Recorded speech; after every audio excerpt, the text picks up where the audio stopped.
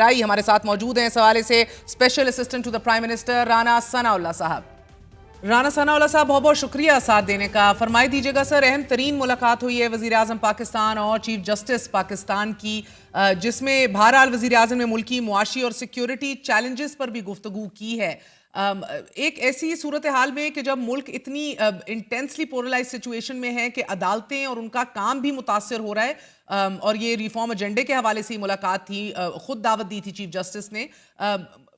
کیا بہتر نہ ہو کہ اپوزیشن لیڈر کو بھی ساتھ بٹھا کے ایک بار تمام آل پارٹیز اور ادارے مل کے ایک بڑے میثاق کی طرف بڑھیں، جس طرح ایک دفعہ سابق چیف جسٹس آصف سعید کھوسہ صاحب نے بتایا تھا؟ دیکھیں، یہ بالکل آپ کی بات درست ہے کہ لیڈر آف دی اپوزیشن کو، وزیر اعظم پاکستان کو، اسی طرح سے جو دیگر جماعتیں جن کی ریپریزنٹیشن ہے پارلیمنٹ کے اندر، بلکہ پارلیمنٹ کے اگر کوئی باہر بھی ہے اور اس کا ایک وجود ہے، تو ان کے سربراہان کو اور اسٹیبلشمنٹ کو اور جوڈیشری کو، سب کو ملک کے مفاد جو ہیں یا جو ایک ریاست کا جو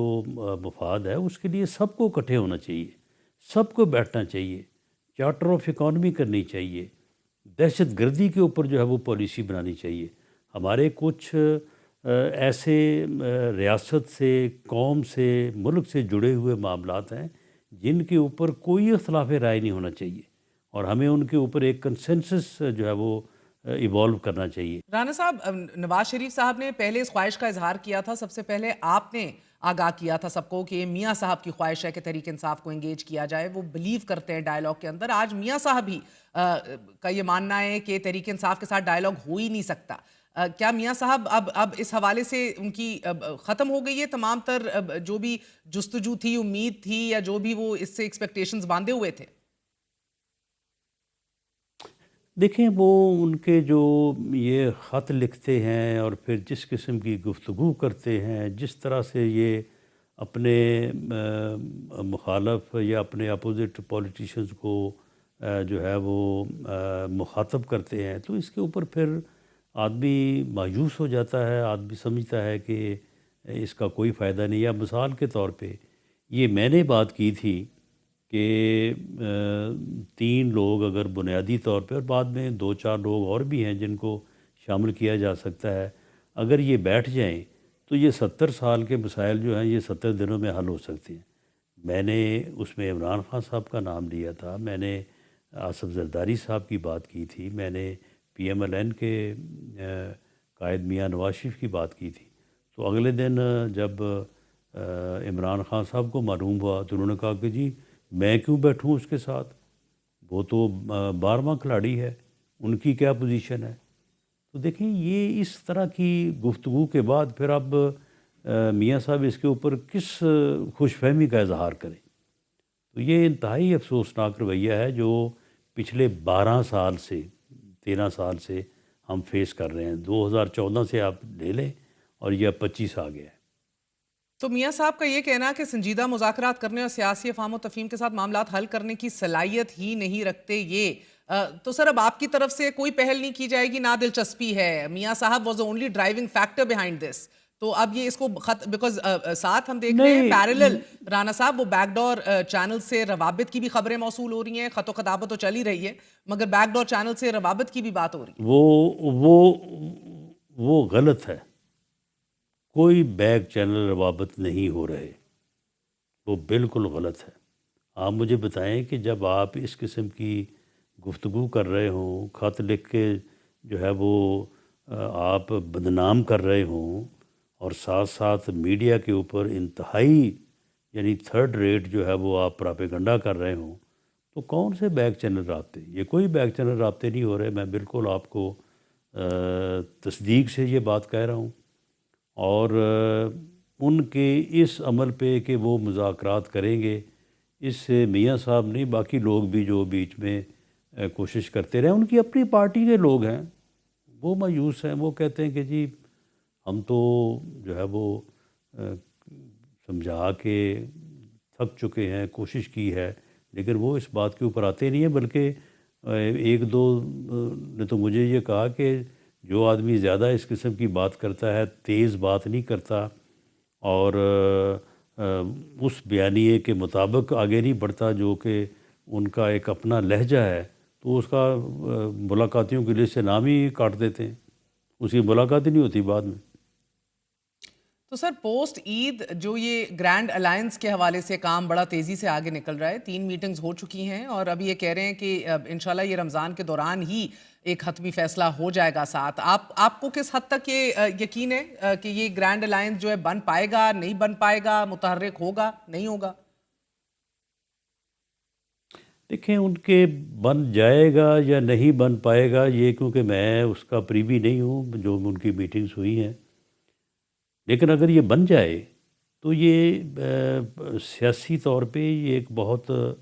مفید بات ہوگی۔ اس وقت سیاسی اتحاد کی ہی حکومت ہے، یہ کوئی پی ایم ایل این کی گورنمنٹ نہیں ہے، یہ ایک سیاسی اتحاد کی حکومت ہے۔ اور اگر اپوزیشن بھی ایک اتحاد میں چلی جاتی ہے اور وہاں پہ سب جماعتوں کی رائے سے معاملات جو ہے وہ طے ہوتے ہیں، تو پھر یہ کفن باندھ کے اور جنازے پڑھا کے جو ہے وہ احتجاج نہیں ہوں گے، وہ احتجاج جو ہے پر وہ آئین اور قانون کے مطابق ہوں گے، تو آپ تو چاہیں پھر گے کہ یہ مولانا مذاکرات صاحب بھی ہو ان کے سکیں گے۔ ساتھ پھر برملا جو ہے وہ ہاتھ پکڑیں اور بسم اللہ کریں؟ جی بالکل، اگر مولانا اپوزیشن میں موجود ہیں، اپوزیشن میں وہ بیٹھے ہیں، اور اگر اپوزیشن جو ہے وہ اتحاد کرتی ہے، بلکہ وہ جو مذاکراتی ٹیم بنی تھی،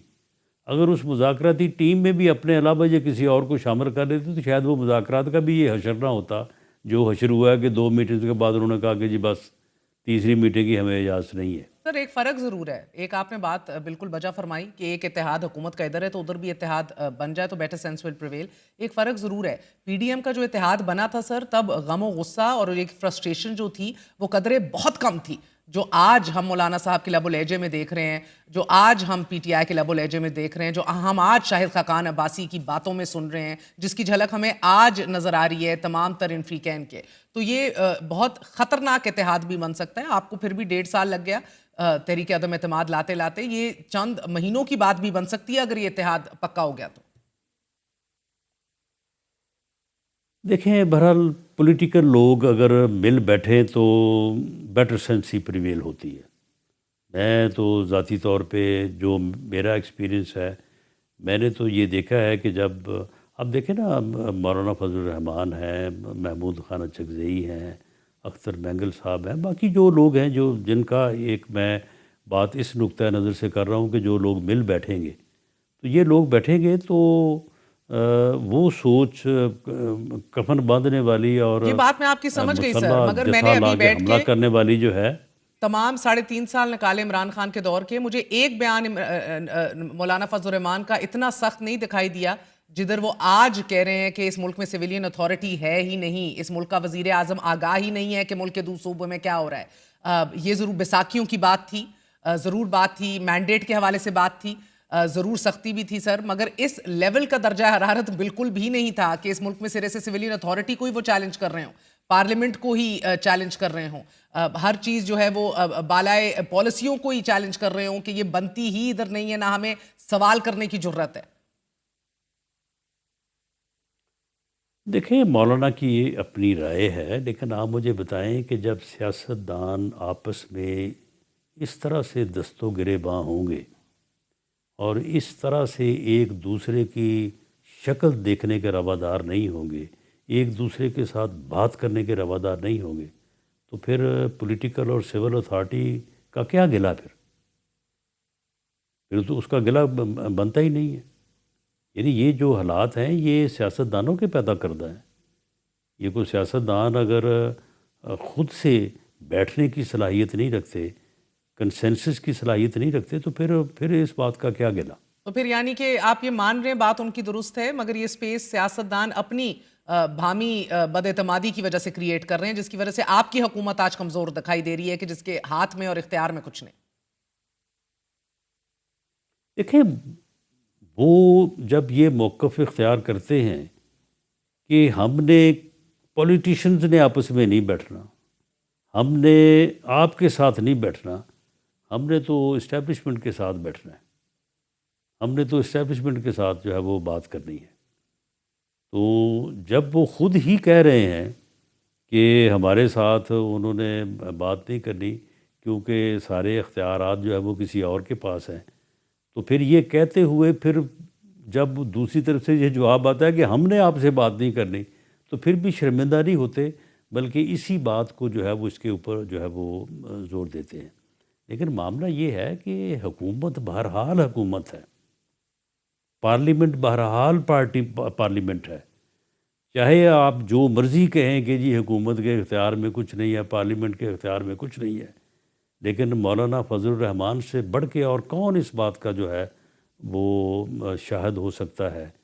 کہ 26ویں ترمیم کو آپ جتنا مرضی اس کے خلاف آرگومنٹس پیش کریں، لیکن بہرحال وہ ایک آئینی طے شدہ طریقہ کار کے مطابق پارلیمنٹ نے ہی کی ہے. اور سر آپ کو کسی عید کے اور بعد جگہ کوئی سے وہ اسٹریٹ پاس ہو کے ایجیٹیشن نہیں نظر آئی. آ رہی ہے بڑے پیمانے پر یا نہیں؟ نہیں، ایسی صورتحال موجود نہیں ہے. اور یہ کوئی بڑا ایجیٹیشن